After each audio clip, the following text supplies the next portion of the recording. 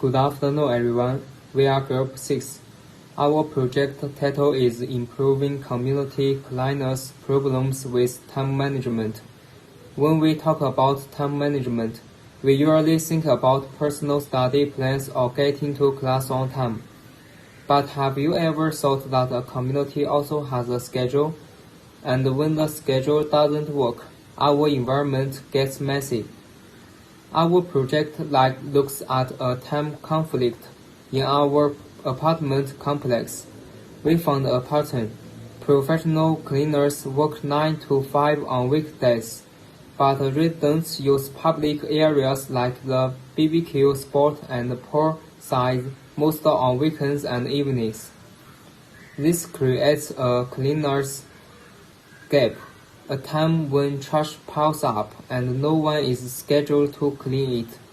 Instead of just complaining, we decided to use the ideas from this course, especially the time management matrix, the important but not urgent part, and the broken windows theory. When small messes lead to bigger ones, to take action. We wanted to see if using our own spare moments, just short bits of free time, could fix these community problems. Our goal was simple but useful. We didn't want to replace the cleaners, but we wanted to fill in the gaps in the system.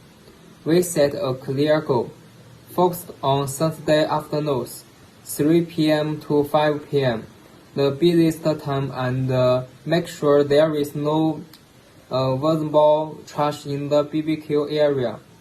We put this in the important but not urgent category.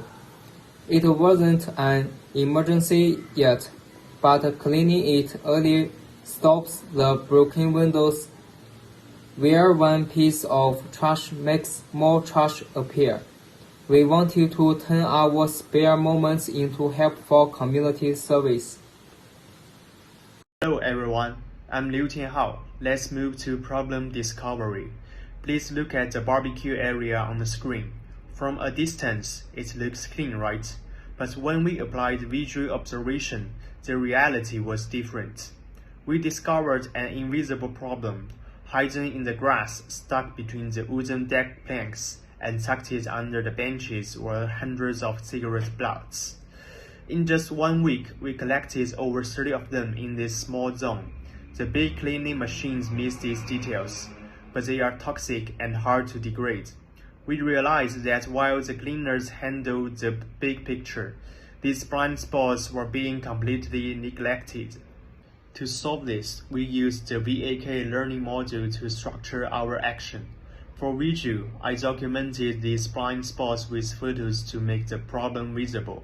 For auditory, we coordinated as a team to target these areas that needed the most attention. For kinesthetic, we learned by doing physically removing the trash. To show you the reality of this kinesthetic work, let's watch a short video of our Saturday routine.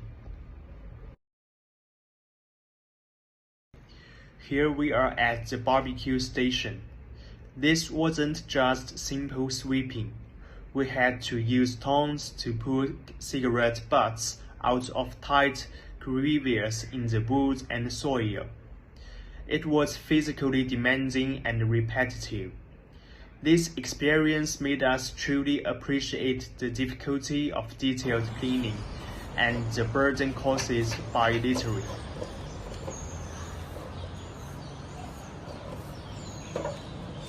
Moving to the walkways, we dealt with heavy piles of fallen branches and rotting organic fruit.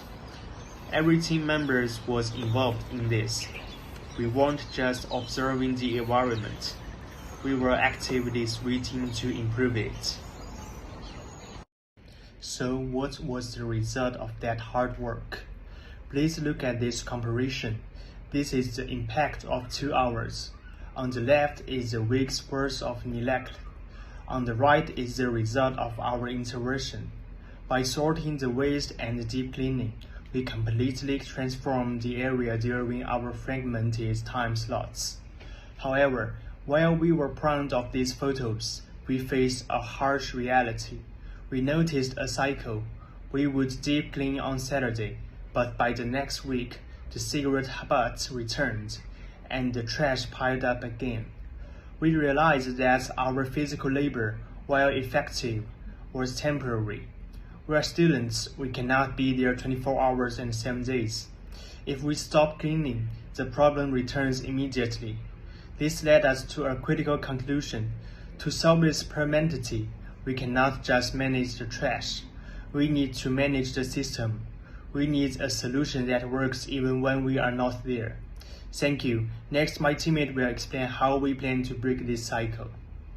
This brings us to the most important part of our project. We realized that true time management efficiency isn't just about working hard, it's about working smarter. So we compiled 4 weeks of data, photos, and observations into a form document. The community hedge observation report. We printed this report and officially handed it over to the property management office. In this report, we didn't just complain, we provided solution. We pointed out the specific time mismatch that the barbecue area need attention on Saturday evening, not Monday mornings. We suggested optimizing the cleaner's schedule or adding cigarette disposal units in special hotspots we identified. Our project represents the philosophy of acts of kindness. We live here as tenants. We realize that we don't need to dedicate our whole lives to cleaning to make a difference.